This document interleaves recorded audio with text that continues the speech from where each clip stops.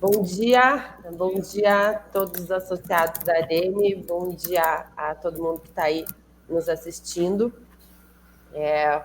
Hoje, nesse dia de frio típico curitibano, estamos aqui para trazer um tema muito, muito bacana para todos os associados e para todo mundo que está assistindo. Hoje a gente vai falar sobre as vantagens e desvantagens da estruturação, né, de uma house de vendas nas construtoras e incorporadoras. Então, hoje com a gente aqui, a gente tem o André Marim, que é diretor de incorporação da construtora Laguna. A gente tem a Fernanda Polidoro, que é advogada trabalhista do Broto Campelo Advogados, e nosso querido diretor jurídico, Ricardo Campelo.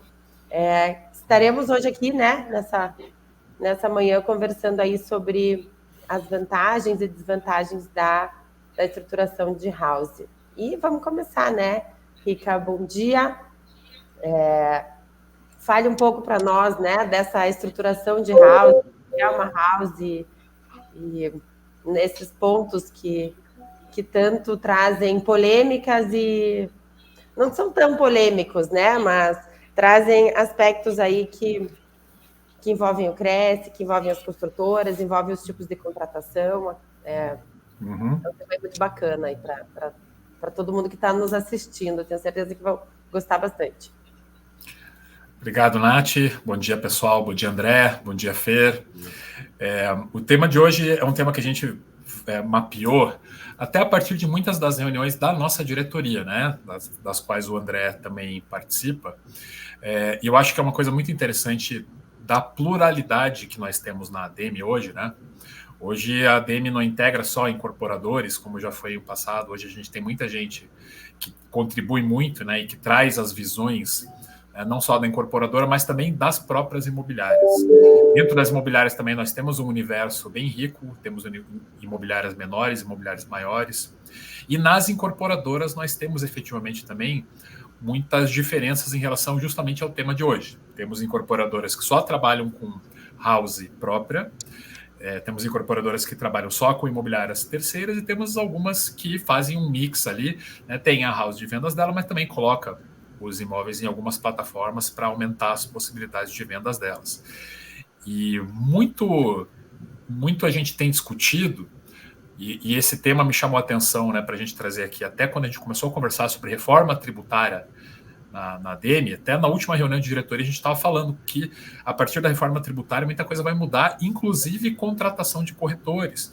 Por quê? Dependendo da configuração que a incorporadora utilizar, ela vai apropriar ou não créditos de IVA, né, de IBS, CBS, que é a contribuição que está vindo aí com a reforma tributária, e isso muda radicalmente o valor da tributação final dela, a incorporadora.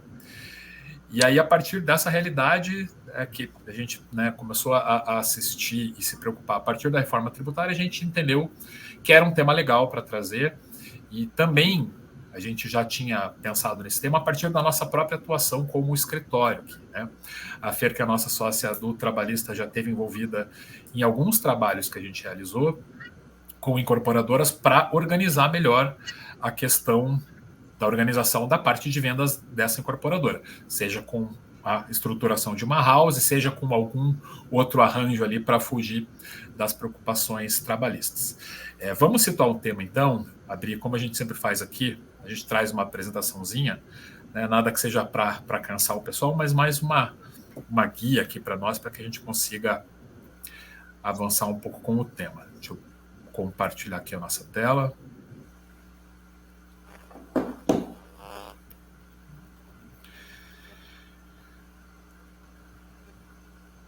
Pronto. Está compartilhada? Chegou, né? Agora chegou. Tá. Então, a apresentação hoje, a nossa ideia é falar sobre house de vendas, né, vantagens e desvantagens. Claro que a gente está no ADEME Juris, então o nosso enfoque hoje é pensar um pouco nas questões jurídicas, principalmente as questões relacionadas à obrigatoriedade de CRES, relacionadas a aspectos trabalhistas e, como eu já falei, tributários por conta aí da reforma tributária.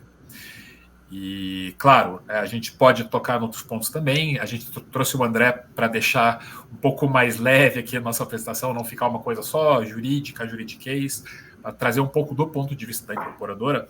E aí, André, fique à vontade para comentar aqui durante a nossa apresentação, ou se você quiser fazer alguma contribuição, né, mais para frente, né, fique à vontade para trazer a participação e um pouco do seu ponto de vista como incorporador. Não necessariamente representando o ponto de vista do incorporador, porque, como eu falei, a gente é muito plural, cada incorporadora tem uma preferência em relação ao tema, tá? Mas trazer o seu ponto de vista pessoal, que eu tenho certeza que vai contribuir aqui para a nossa discussão. Para contextualizar o tema, né, quando a gente está falando de house de vendas, a gente está falando desse processo de internalização do processo de vendas. Então, ou seja, vamos pensar que se a incorporadora, o papel dela é construir e colocar para venda, o lógico, né, o natural seria que ela contratasse alguém para realizar a venda, contratar um terceiro para realizar a venda, e aí esse terceiro seria uma imobiliária ou a contratação direta de corretores, que aí sim essas pessoas têm como objeto principal, como sua atividade principal, a intermediação de vendas, e aí essas pessoas ou empresas atuariam na intermediação, na tentativa de vendas desses imóveis da incorporadora. E passou-se a utilizar, né, esse processo de internalização do processo de vendas, foi quando as incorporadoras passaram, em alguns casos, a preferir ter uma equipe própria para fazer as vendas, né? E o que a gente diz por equipe própria? Ela tem os próprios colaboradores dela, que vão trabalhar com a incorporadora com exclusividade. Então, esses corretores, né, ou esses vendedores, a gente já vai entrar nessa discussão na sequência, eles não vão trabalhar imóveis de outras incorporadoras ou imóveis de plataforma. Eles vão trabalhar exclusivamente os imóveis dessa incorporadora. Quem segue esse caminho das incorporadoras entendem que esses esses vendedores estariam mais focados, né, trabalhando só com os imóveis da incorporadora. Então é mais ou menos isso que norteia essa decisão, né, um dos principais motivos. E aí essa house, esse grupo de vendedores, ele passa a atuar como uma imobiliária própria, né, como se eu, com a minha incorporadora, eu tivesse também, de uma forma integrada, uma imobiliária própria.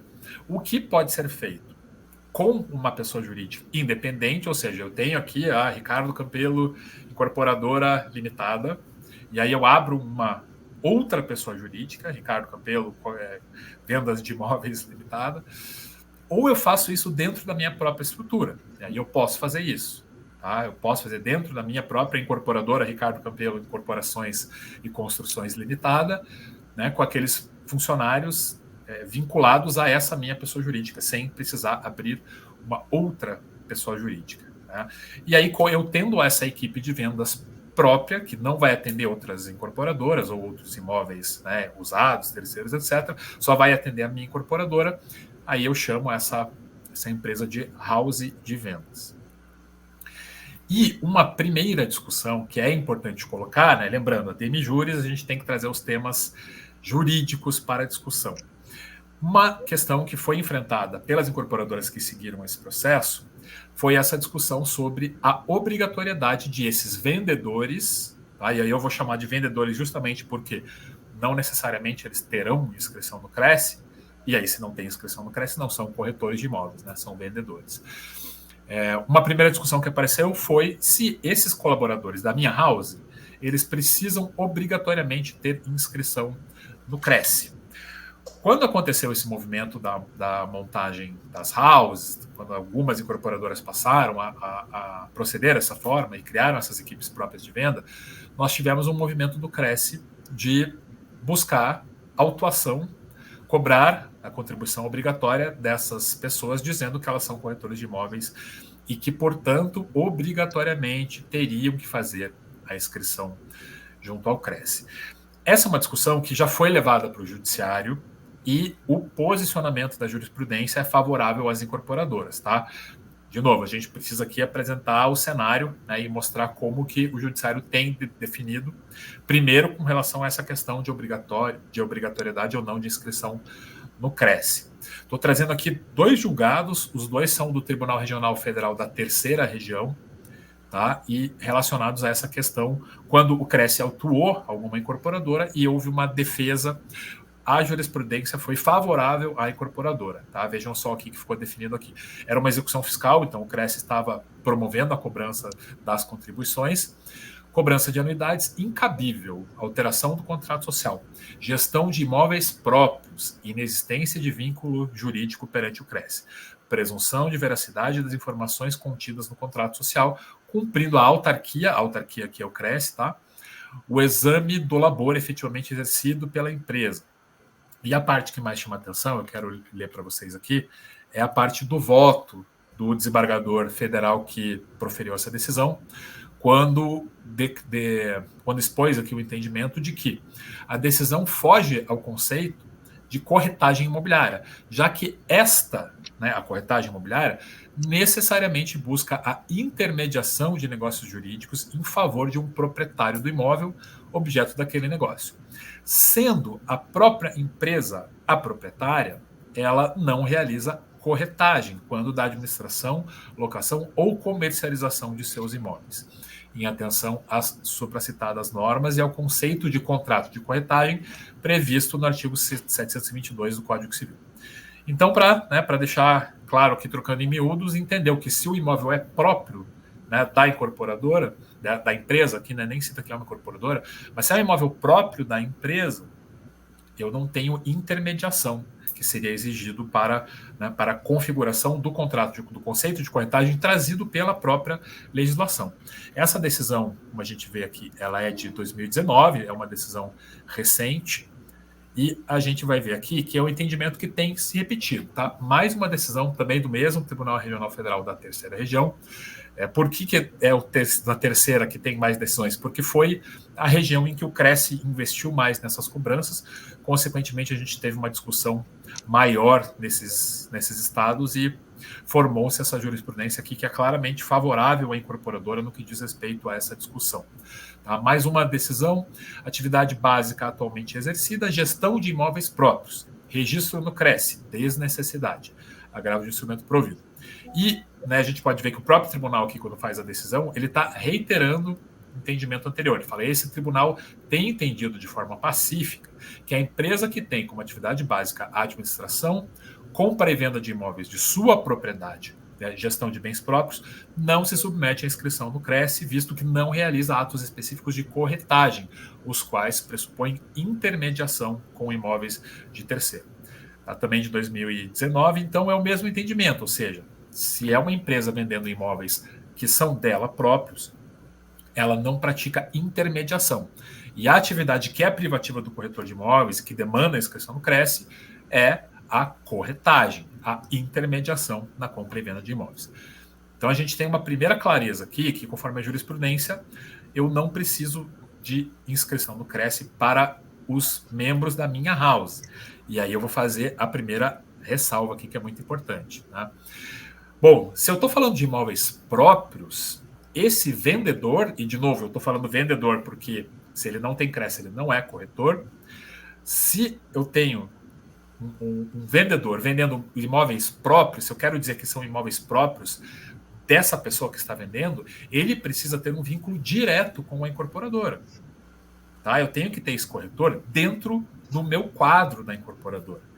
Se o que eu tenho é um vendedor contratado por PJ, um contrato de prestação de serviço de pessoa jurídica, ele já não é um membro da minha house, efetivamente. Ele é um corretor externo.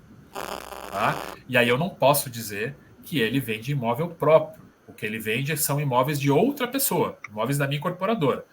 Então, nesse caso, se for um corretor que está vinculado via pessoa jurídica, contrato de prestação de serviços, ou pior, que acontece, que a gente já citou, que é uma contratação informal, então ele sequer tem algum vínculo, ele está lá dentro da incorporadora, ele está no plantão, mas ele não tem nenhum vínculo com a incorporadora. Então, nesse caso, eu não posso dizer que ele é um membro daquela incorporadora. Se ele não é um membro, ele não está vendendo imóveis próprios. Então, é um primeiro cuidado que a gente quer observar aqui, que é essa questão da inscrição no CRES.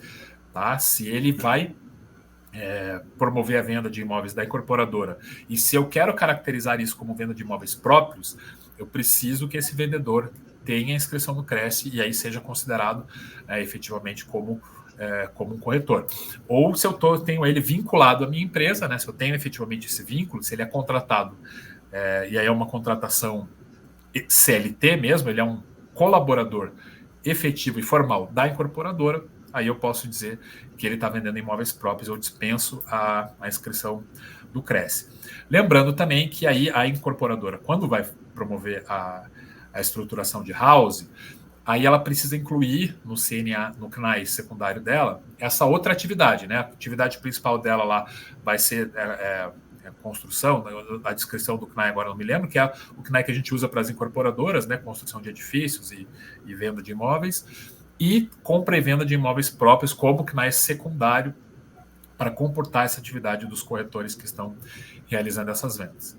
Mas o que era muito importante colocar é isso, né? A gente tem hoje, né, não vou entrar no mérito aqui se é devido ou não, mas nós temos uma jurisprudência que corrobora essa prática de que se você tem um funcionário fazendo a venda de imóveis próprios, você não tem necessidade de incluir de inscrição no Cresce. E aí é importante deixar claro que a nossa visão de que a inscrição no Cresce, ela é um filtro de qualidade. Né? Quando a gente tem um vendedor de imóveis que se torna corretor mediante a inscrição, formalização do Cresce, né, ele passa por um filtro de qualidade. Então, contratar corretores inscritos no Cresce traz mais qualidade para a empresa. Por outro lado, se o drive aqui dela for outro, ela quer, né, deixar pessoas dentro dela mesmo, né, esses colaboradores próprios, fazerem a venda das unidades, né, ela pode, por uma questão de custo, por uma questão organizacional, contratar vendedores que não têm o Cresce. Deixa eu já trazer vocês para a discussão, Fer, né, dentro das análises que a gente tem feito, essa é uma questão que surge e que precisa ser enfrentada com bastante cuidado, né? Essa vinculação do vendedor de imóveis, se é alguém que não tem Cresce, com a construtora. Em alguns trabalhos a gente já realizou esse tipo de estruturação e mapeou essa questão e apontou, olha, aqui você precisa ter uma formalização desse vínculo. O que ficou bastante claro para a gente, acho que você pontuou bem aqui, né, Rica, é realmente a gente fazer essa primeira diferenciação, né? Quem é o vendedor e quem é o corretor. E aí vai ser uma opção que a própria empresa vai fazer. Se ela vai querer contratar esses vendedores, na acepção do termo mesmo, via CLT, e daí observando todas as questões trabalhistas, né, que um seletista traz, ou se a opção da pessoa jurídica vai ser a contratação mesmo do corretor. Claro, quando eu falo da contratação de um corretor, aí eu tenho todos os requisitos que a própria lei do corretor traz. E, evidentemente, o Cresce é fundamental. Tem algumas outras questões também que a própria legislação traz, que é a intermediação mesmo da venda, então, no sentido de uma ação conjunta da empresa e do corretor para uma finalidade comum. Então, alguns cuidados trabalhistas que a gente tem que ter aqui, quando a gente fala em direito do trabalho, a gente sempre vai estar falando de risco. É impossível a gente olhar para uma relação de trabalho assim, com risco zero, né? Ainda que eu fale de uma contratação via CLT, sempre uma questão ou outra a gente precisa ter uma sensibilidade, trabalhar com jornada de trabalho, etc. Então, quando eu falo da contratação do corretor, né, na pessoa jurídica, da mesma forma a gente tem que avaliar um risco sempre calculado, né? Então, alguns desafios que a gente encontrou nas estruturações que a gente fez, quando a gente pega uma pessoa jurídica do zero, claro, a gente começa a formatar a contratação desde daquele nascimento, então a gente tem um caminho muito mais fácil. Mas muitas vezes o que a gente vê é uma pessoa jurídica que já tem uma forma de trabalhar e quer alterar. Essa alteração também pode trazer questões que podem vir a complicar e atrair passivo trabalhista. E aí eu estou dizendo da impossibilidade que nós temos, por exemplo, de garantir uma remuneração fixa para um corretor. Isso é contrário à lei do corretor. Então, é um cuidado assim, que eu observei nas empresas que nós atendemos, um pouco sensível. Por que eu estou dizendo isso? Porque na lei do corretor, fala-se justamente dessa intermediação comum, nessa atividade comum, tanto do proprietário do imóvel como do corretor, para a venda em si e, posteriormente, a partilha daquele valor, né, aferido com aquela venda do negócio. Então, quando eu falo de remuneração fixa, eu estou desvirtuando esse instituto. Eu estou indo contrário ao que a lei do corretor fala. Então, eu estou atraindo uma possibilidade daquilo ser considerado um vínculo de emprego. Então, a gente precisa sempre trabalhar assim com, como eu disse, né, o risco calculado. Outra questão que eu acho importante a gente abordar aqui é quando a gente vai fazer uma reestruturação, então eu quero transformar os meus vendedores em corretores, né? Eu quero deixar de ter aquela modalidade CLT e passar para essa contratação do corretor efetivamente como PJ. Existem alguns critérios que a gente tem que observar para evitar que haja assim um prejuízo do trabalhador lá na frente, né? Porque eu também posso vir a atrair a possibilidade do ajuizamento de ações trabalhistas, reconhecimento de vínculo de emprego e etc. Rita, tem alguma outra pontuação que eu possa fazer nesse sentido? Eu não sei se eu estou indo no mesmo caminho que você desejaria.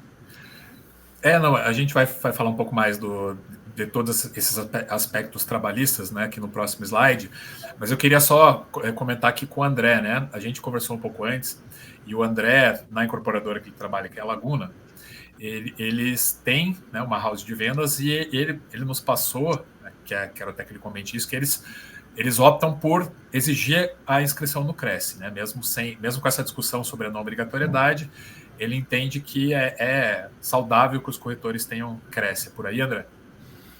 Isso mesmo, cara. Bom dia aí a todos. Não vou deixar de parabenizar os corretores, né? Que foi ontem o Dia, né, Nacional dos Corretores, então deve ter muita gente ouvindo.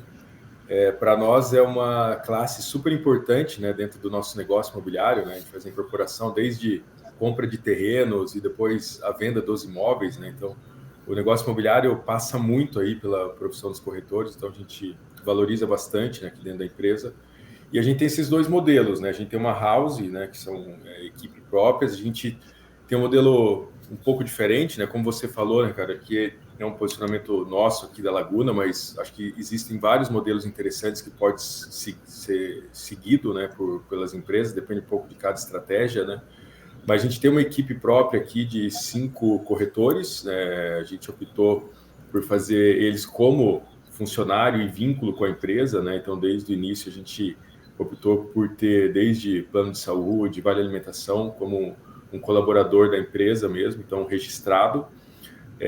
Mas, mesmo assim, a gente exige que tenha Cresce, né? Para nós é super importante que passa por esse processo, pelo curso, consiga tirar o Cresce, porque lá que tem as informações também necessárias, o conhecimento desse corretor. Então, mesmo, né, não precisando juridicamente né, do Cresce, a gente aqui, para a contratação de todos os corretores próprios, é super importante que tenha o Cresce. Então, se às vezes chega um candidato que não tem Cresce, a gente acaba optando por não dar continuidade, porque a gente acredita que isso também é um fator importante aqui para quem conduz as vendas, né? Representa, é super importante entender muito de direito, um pouco, né, imobiliário, como que funcionam os contratos, como que funciona essa intermediação.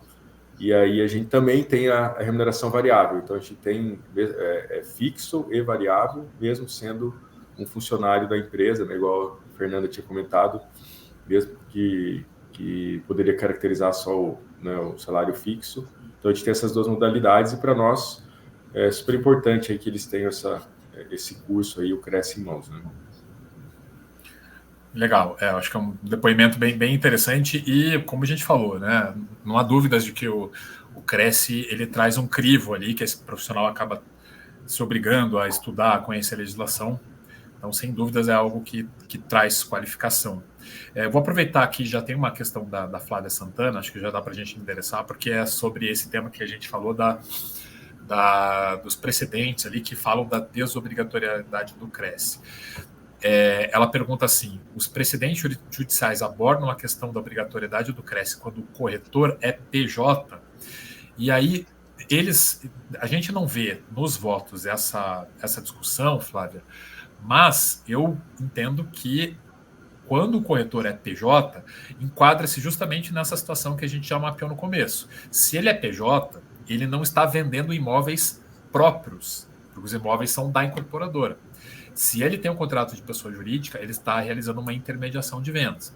Então, embora não esteja expressamente abordado nesses precedentes, eu não tenho dúvidas de que, caso a contratação do corretor seja PJ, o judiciário vai entender que a inscrição no CRES é obrigatória, porque aí esse vendedor ele está realizando intermediação, está vendendo imóveis que não são dele, né, são da incorporadora, e ele não faz parte da incorporadora, por isso ele está exercendo sim atividade de corretor. Se ele não tem CRES, ele está exercendo ilegalmente a profissão.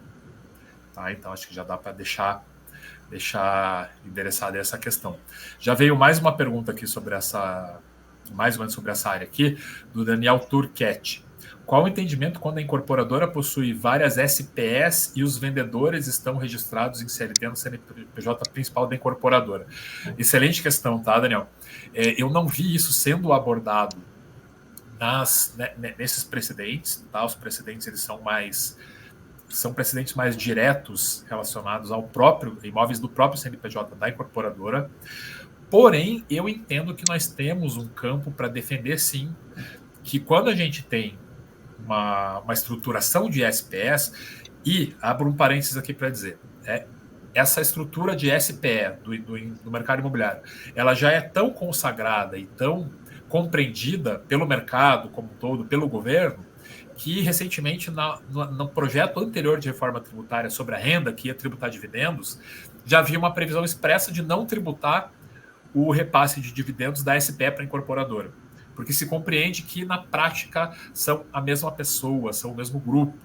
Tá? Apesar de efetivamente eu ter pessoas jurídicas distintas, ela é uma individualização de patrimônio que tem algumas finalidades, inclusive uma proteção ao próprio comprador, mas eu defenderia que sim, essas unidades que estão na SPE, elas também podem ser entendidas como imóveis próprios da incorporadora. Tá? Então, aí que eu defenderia sim que esse corretor, né, ou esse vendedor que está contratado como CLT no CNPJ da matriz, ele está vendendo imóveis próprios, ainda que esses imóveis estejam numa SPE.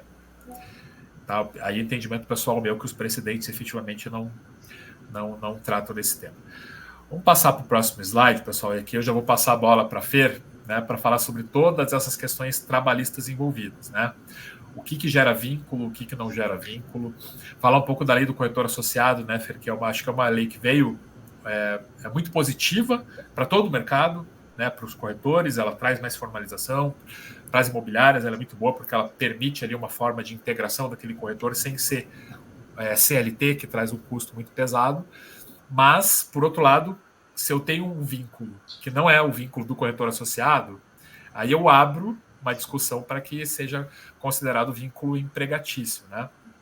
Então, eu já passo a bola para você para falar sobre essas questões iniciais e tudo que a gente, né, tem do ponto de vista trabalhista para trazer aqui para o nosso debate. Vamos iniciar, então, falando sempre da questão que mais amedronta as empresas, que é o vínculo de emprego, né? Então, quando eu opto por fazer uma pejotização, que é um termo que há pouco tempo atrás eu não gostava, mas agora, com as últimas decisões do STF, até o próprio STF tem legitimado, então eu vou me sentir à vontade para falar de pejotização aqui. Bom, a gente tem critérios que caracterizam o vínculo de emprego, né? Que seria habitualidade, pessoalidade, ou seja, tem que ser aquela própria pessoa quem está exercendo aquela atividade, a onerosidade, obviamente, né? Tem que ter uma remuneração. E acho que o aspecto mais importante aqui, que todo mundo sabe, é a subordinação, né? Se essa pessoa trabalha livremente de forma autônoma ou não. Quando a gente fala de uma house, a gente tem essa questão do aspecto da subordinação um pouco mais delicado, porque aquele vendedor acaba sempre, aquele corretor, né, acaba vendendo os imóveis basicamente da própria empresa, né, ele tem pouca liberdade, essa ou quase nenhuma, na verdade, para vender imóveis de outras pessoas jurídicas, né. Então, quando a gente fala do vínculo de emprego, a gente observa aspectos objetivos e subjetivos. A subordinação é um aspecto subjetivo, é aquilo que está no dia a dia que a gente controla muito pouco, né? Então, o aspecto formal e objetivo esse é um pouco mais fácil da gente controlar, porque são coisas palpáveis, né? Um bom contrato redigido e, efetivamente, um contrato de corretor. Quando a gente fala assim, se a gente fala do corretor, vou falar até entre aspas, né? Sem CRES, isso não existe, né? Uma figura que não existe, né? Você só pode ser corretor se você tiver o CRES. Então, eu só consigo fazer um contrato de corretor com base na lei do corretor se ele, de fato, estiver com a profissão regular. Senão a gente está falando de uma prestação de serviço que, inclusive, como você pontuou, Rica, pode ser considerado como exercício ilegal da profissão. Então, os aspectos formais, objetivos, como um contrato redigido, e eu diria aqui também a emissão de nota fiscal, eu já vou voltar nesse tema, são de extrema importância. Os aspectos subjetivos, aqueles que eu já pontuei, e a questão da subordinação, eu vejo assim também como uma questão que tem que ser uma mentalidade que a empresa e o próprio corretor também tem que ter. É um pouco difícil a gente falar, porque a gente sabe que na prática a gente vai esperar daquele corretor que ele cumpra um plantão, que ele tenha assim uma subordinação estrutural dentro da empresa, né? Isso é natural. Então eu prefiro chamar isso de colaboração recíproca.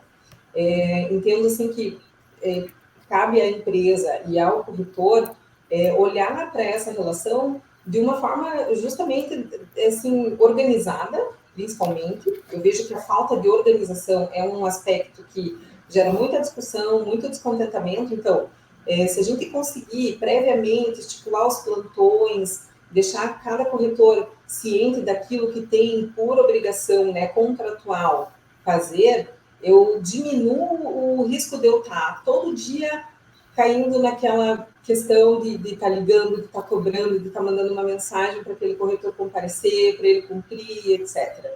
Então, essa prévia organização já é bastante importante. Assim, geralmente, a gente tem um coordenador que vai fazer essa organização dos plantões. Então, quanto mais organizado a gente conseguir ser, melhor na prática, no dia a dia. Bom, voltando lá à questão objetivo, formal, a gente também vê, né, Rica, muita informalidade nesse meio. Então, o corretor, até embora tenha o CRES, está tudo certinho, aquele contrato é feito com a pessoa física, muitas vezes não existe uma emissão do RPA, é muito caro, né? Acho que eu vi uma vez na minha vida alguém emitir uma RPA, porque a tributação é altíssima. Então, a coisa acaba ficando muito informal.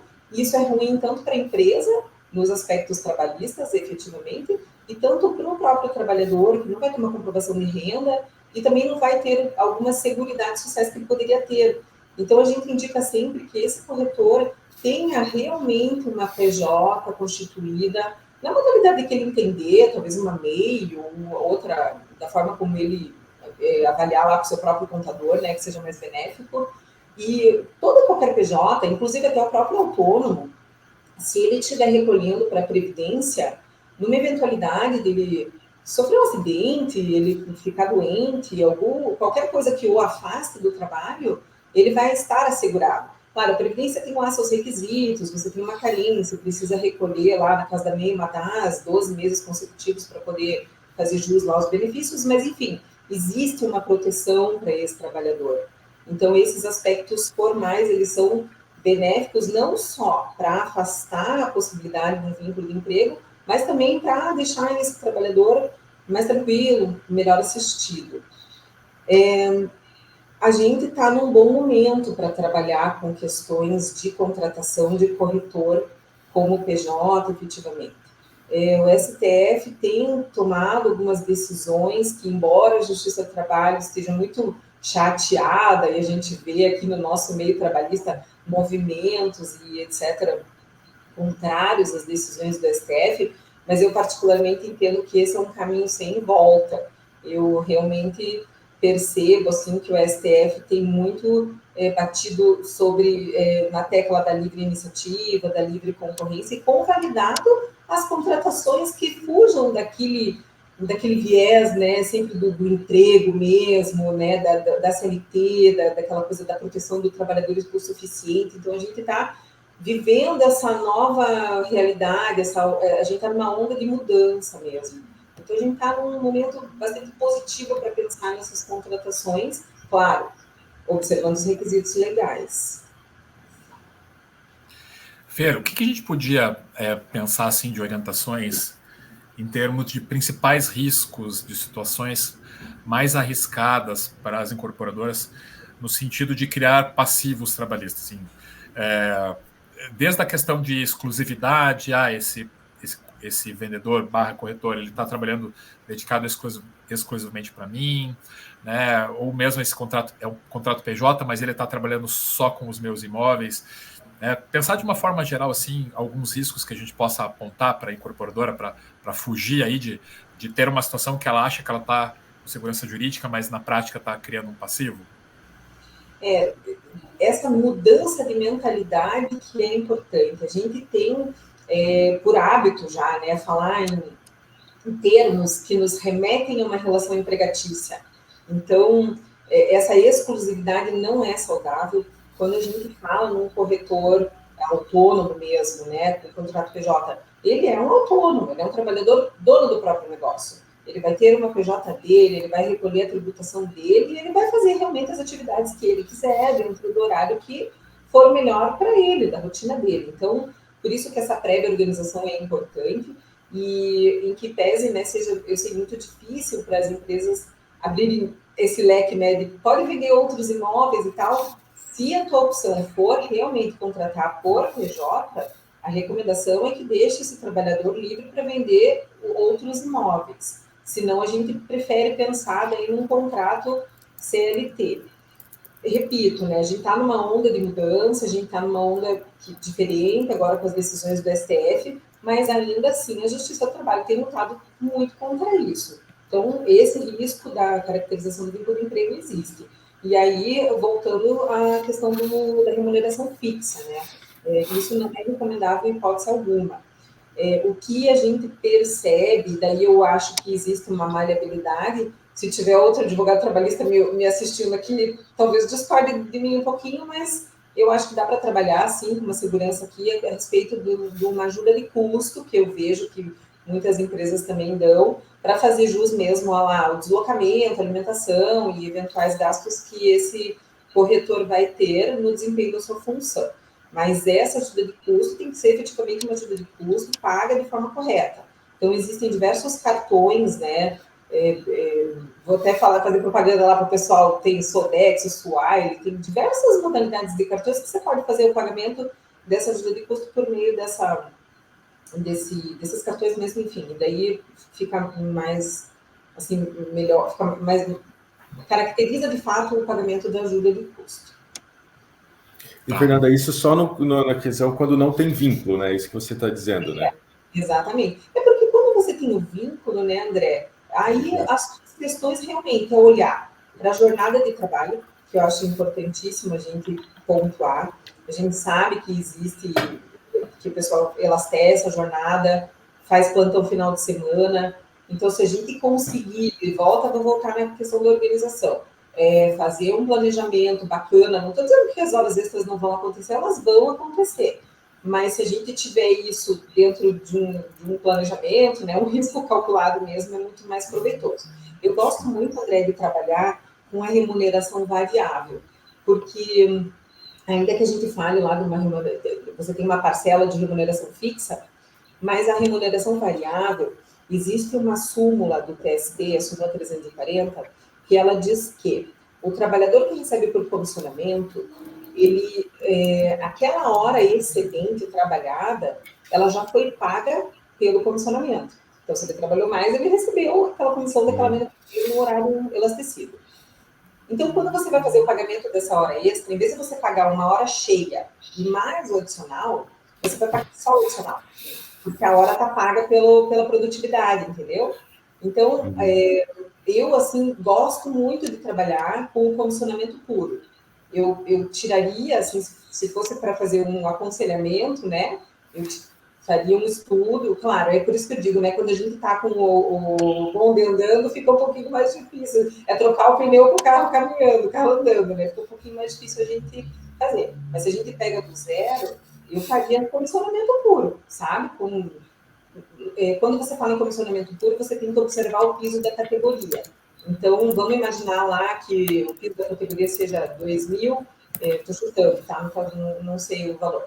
Mas o trabalhador conseguiu de comissionamento R$ 1.800 no mês. Aí a gente faz o complemento salarial. Então, é possível comissionamento puro, tá? Contanto que garanta o piso da categoria.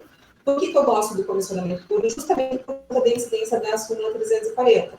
Então, na eventualidade de uma reclamatória trabalhista, requerendo as horas extras e tal, o meu cálculo no final é muito mais vantajoso. Eu estou falando assim de 1/3 do valor devido lá na frente, sabe?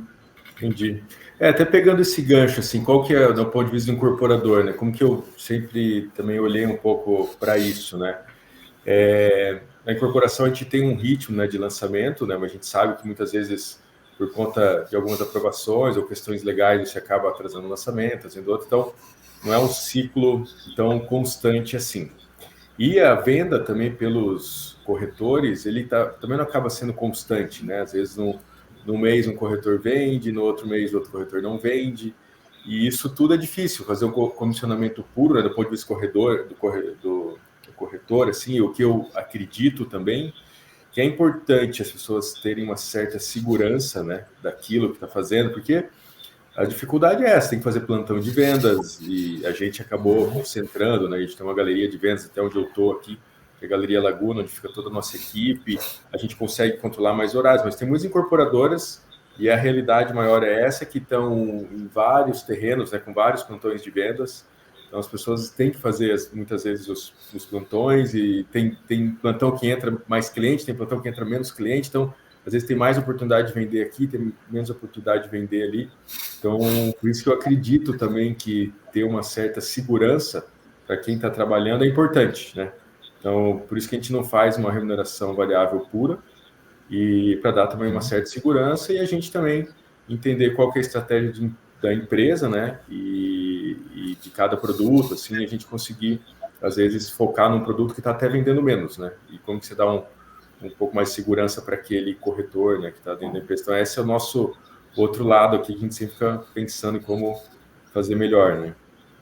Entendi. Não, faz todo sentido, realmente, né? Porque as vendas não acontecem todo mês, efetivamente, para cada vendedor. Então, você precisa garantir um fixo de fato. Mas, tendo a remuneração variável, a gente já consegue trabalhar bem, assim, no cálculo trabalhista lá na frente. Legal.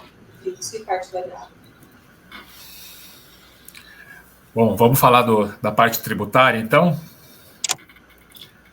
Primeiro, peraí, eu já pulei para o slide pós-reforma, né? Eu quero falar primeiro dos aspectos tributários, considerando o cenário atual, tá?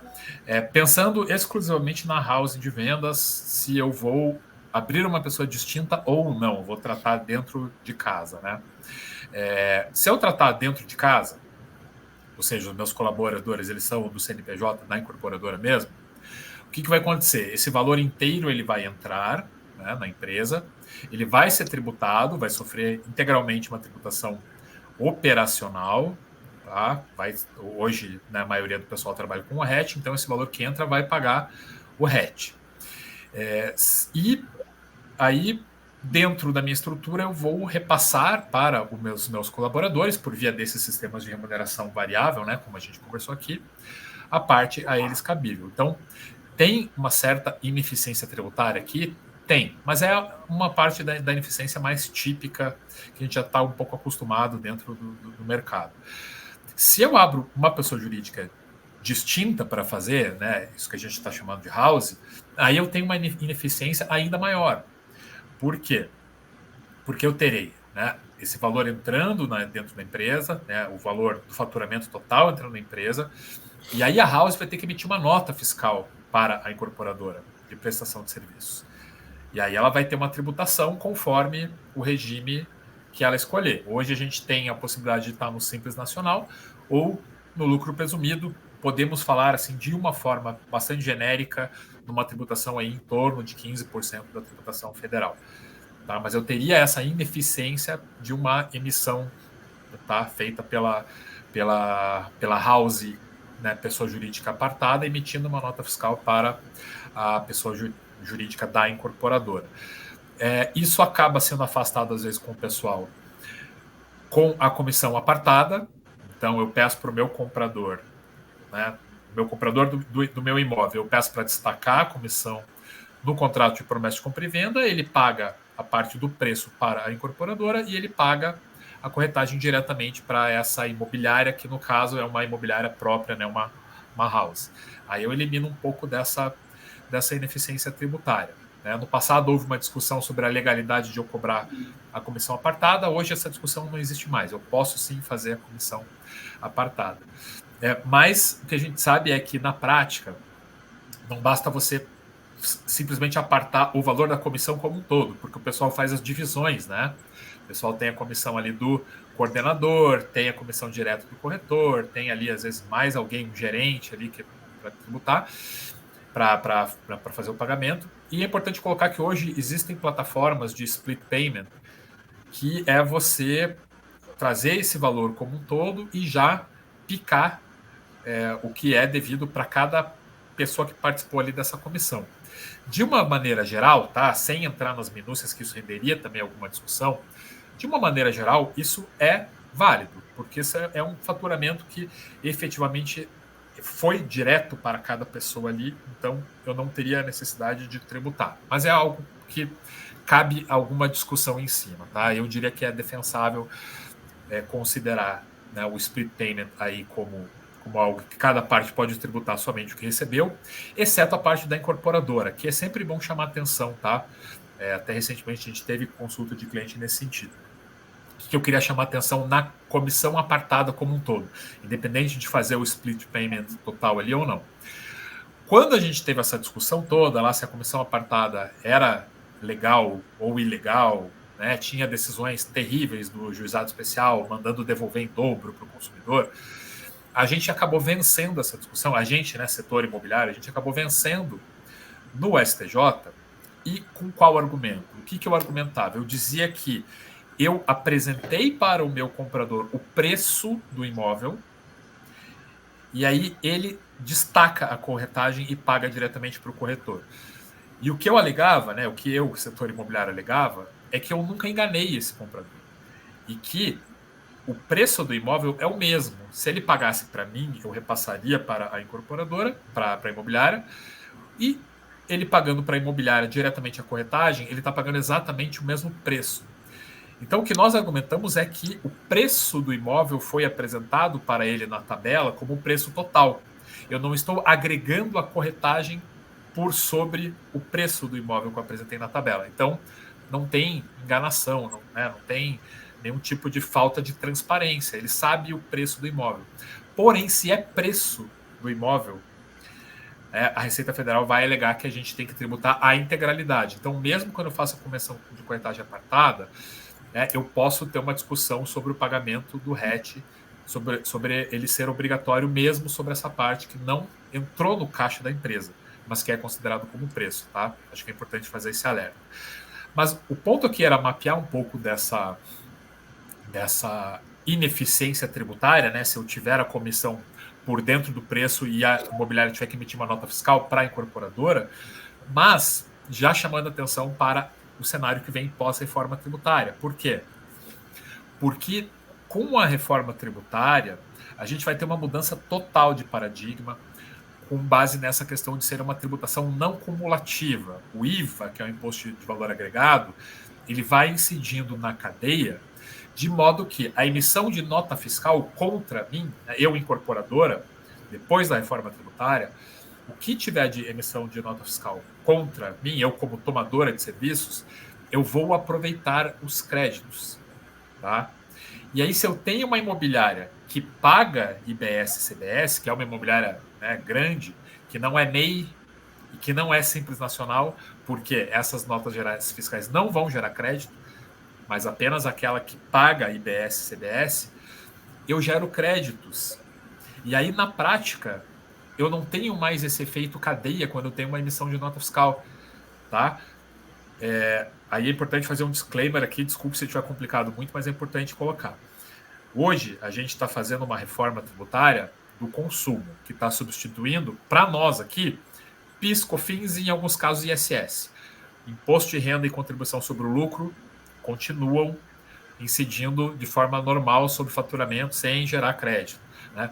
Possivelmente a gente tenha, no segundo momento, uma reforma também na renda, e aí o imposto de renda e CSL podem assumir o mesmo modelo aqui, e aí a gente teria uma anulação completa dos efeitos de você ter uma nota fiscal no meio, porque quando eu pago uma nota fiscal, aquilo que é imposto, né, e o imposto vai ser por fora, vai estar destacado na nota, ele entra direto para mim como crédito, e aí eu vou descontar da minha tributação. Então, eu contratar prestadores de serviços que pagam IBS e CBS, para mim, não vai ter efeito tributário, não vai ter esse efeito de ineficiência tributária. Pelo contrário, eu, como incorporador e como tomador de serviços, né, que paga IBS e CBS, como as incorporadoras terão que pagar, eu vou preferir sempre prestadores de serviços que paguem IBS e CBS e vou passar a não querer contratar MEI e contratar simples. É um tema que a gente discutiu na última reunião de diretoria da ADM, né, que vai ser um efeito preocupante para quem é MEI e para quem é simples. Claro, esse pessoal vai sumir do mercado? Não, mas vai ter que trabalhar no preço. Vai ter que apresentar um preço menor do que quem atua como contribuinte do IBS-CBS, que vai dar crédito para o seu tomador. Então, acho que é algo bem interessante aqui para a gente mapear, para a gente já ilustrar para o pessoal, porque a reforma tributária ela já é uma realidade, né? Ela já está em vias de ser aprovada, com muitas discussões, né? A gente tem debatido aí o fator de redução e etc. Mas tudo indica que em 2026 a gente incorporador já paga IBS-CBS. E aí, esse é um tema, né, para a gente chamar atenção. E aí, nesse cenário, então, que eu coloquei, se a gente tem uma house, né, para mim é bom que essa house interna ela tem um CNPJ diferente, porque aí vai pagar o IBS-CBS, mas o efeito desse IBS-CBS ele vai ser praticamente nulo, porque eu vou descontar do IBS-CBS que eu devo pagar na venda dos imóveis, que vai sair do RET, né? O RET vai ficar só para o imposto de renda e contribuição, o PIS e COFINS, né, vão virar IBS-CBS.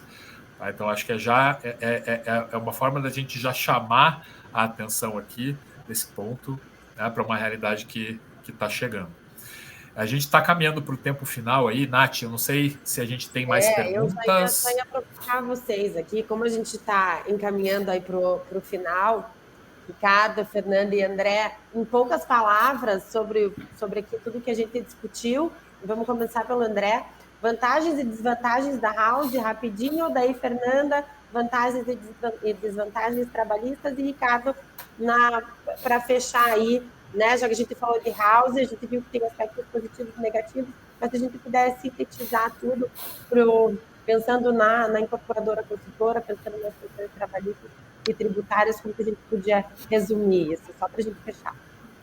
Bom, vou falar mais do ponto de vista aqui do negócio, né? Que a gente trabalha com as duas modalidades, né? A gente trabalha com a house, que são os nossos corretores internos, e também com algumas imobiliárias parceiras, né? Eu vejo que é uma complementariedade das duas, né? Tem pontos importantes dentro da house, né? Que entende mais nosso produto, fica muito mais focado, entende mais os detalhes por ter só esses produtos para vender, né? Foca muito mais nos produtos da própria incorporadora, porque é aquilo que eles têm na prateleira para vender, né? Então, a gente consegue também internamente dar os treinamentos, né? Capacitar, investir muito mais do que, às vezes, nas imobiliárias terceiras, que está numa gestão fora, né? Então, esse é o grande ponto. A gente consegue alinhar mais a estratégia da empresa com a equipe house do que a imobiliária fora, que a gente não tem a gestão. Por outro lado, as imobiliárias, né, parceiras, elas têm uma capilaridade muito maior, né? Elas estão muito mais em contato com o mercado, tem muito mais produto para vender, está olhando mais os concorrentes, então consegue chegar muitas vezes em alguns clientes que a gente não conseguiria com a house. Então, para nós, os dois modelos funcionam bem, né? A gente cada vez mais tenta criar parcerias duradouras com as imobiliárias terceiras, para não ser apenas uma venda oportunística, né, que pode acontecer também, do ponto de vista, né, favorável, oportunística, do ponto de vista de uma oportunidade para vender, a gente está aqui também para atender, mas a gente cria esses vínculos duradouros com algumas imobiliárias parceiras que têm mais capilaridade, e a gente consegue também dar o treinamento, capacitar a nossa equipe para vender os produtos da Lagoa. Então, eu vejo que é super importante ter a house dentro da estrutura de uma incorporadora, mas também dessas imobiliárias terceiras e fazer a gestão das duas. Né? Muito obrigada, André. Fê? Bom, no aspecto trabalhista, até pegando um gancho ali no que o André contou, né, da vantagem de ter uma house por conta da equipe dessa equipe de venda estar voltada realmente, né, para dentro dos imóveis mesmo da própria house, realmente isso é uma vantagem. Se fosse há tempos atrás, eu ia, obviamente, só recomendar, nesse caso, a contratação via CLT, mas hoje em dia, com as últimas decisões do STF, entendo sim ser possível que a gente trabalhe nessa contratação via PJ, observando, obviamente, os requisitos da lei do corretor, os requisitos formais, né? E entendo que, até por conta do que o Rica pontuou ali da questão tributária, né? Interessante esse estudo a respeito da forma da constituição dessas pessoas jurídicas, pode ser muito vantajoso mesmo a contratação por PJ. É isso. Obrigada, Fê. Ricardo. Bom, o tema é bem rico, né? Como a gente viu, não sei se tem mais perguntas, acho que não tem mais perguntas, né? Eu acho que a gente passou bem por vários pontos e o objetivo hoje era justamente isso, não tomar partido, né? Só simplesmente explicar que a gente tem, né, algumas questões, alguns reflexos tributários, alguns reflexos trabalhistas, alguns reflexos aí dessa questão, né, de obrigatoriedade de inscrição no Cresce. O objetivo era mapear e chamar a atenção desses pontos.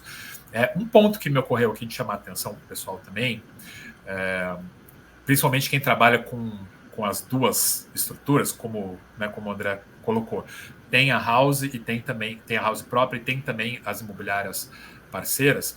É sempre importante chamar atenção para a natureza da comissão de corretagem, que ela é devida para quem realizou a aproximação das partes com o resultado útil.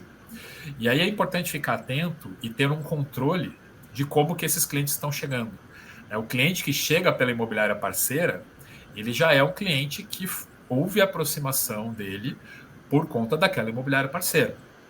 Então, caso seja fechado o negócio, mesmo que isso demore tempo, mesmo que isso acabe acontecendo após algum trabalho, após algum tempo, essa comissão ela vai ser devida para a imobiliária que fez a aproximação.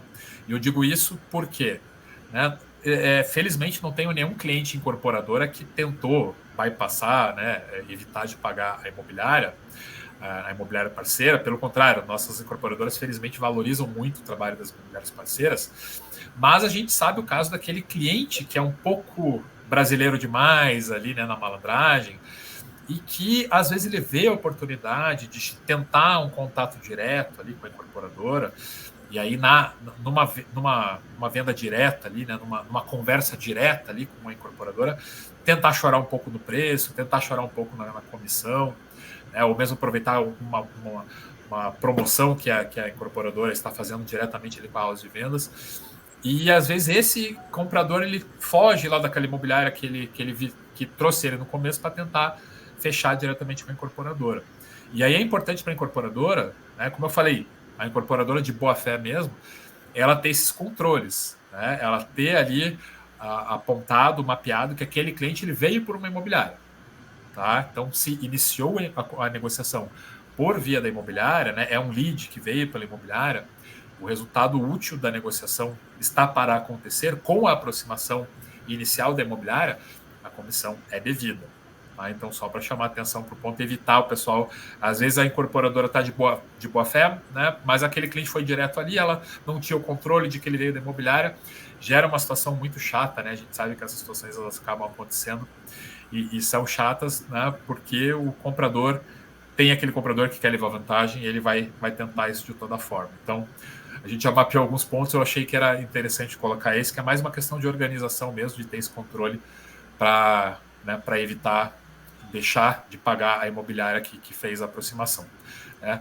Mas é isso aí, Nath, eu acho que a gente cobriu bem todos os pontos, que bom que o pessoal não teve dúvidas ali, acho que as duas perguntas que vieram foram boas. Acho que se não veio mais é sinal de que a gente conseguiu expor bem o tema aqui. O pessoal não ficou com dúvidas. Sim, é um tema muito rico, né? E E é bacana a gente poder explorar esses dois aspectos, né? Tanto o aspecto do lado da construtora, quanto o aspecto jurídico, e a gente vê que unindo aí as duas formas, né? Unindo as imobiliárias com a house, tendo essa prestação de serviço mútua, há um benefício, né? Para a construtora, que não existe um melhor ou pior, mas sim que eles se completam, né? No final do dia é isso que a gente consegue, o que a gente gosta de trazer para o associado são as possibilidades de condição do negócio, né, vendo os aspectos jurídicos e também do dia a dia.